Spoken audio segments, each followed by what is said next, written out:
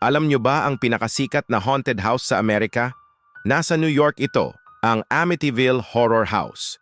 Noong 1974, isang nakakikilabot na pangyayari ang nagbigay simula sa hindi malilimutang kwento nito. Si Ronald DeFeo Jr., sa hindi malamang dahilan, ay pinaslang ang kanyang buong pamilya habang mahimbing na natutulog.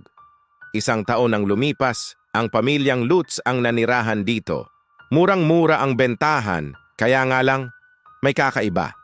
Sa loob lang ng 28 araw, mabilis silang umalis. Bakit kaya? Ayon sa kanila, may mga anino raw na nakikita sa gabi.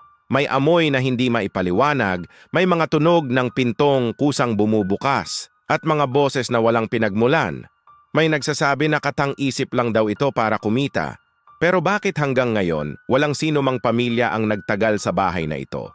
Totoo kaya ang mga multo sa Amityville? O sadyang malakas lang ang impluensya ng nakaraan? Para sa mga katulad nitong kwentong puno ng misteryo, i-follow ang Sa Dulo ng Kwento. Salamat sa pakikinig at hanggang sa susunod.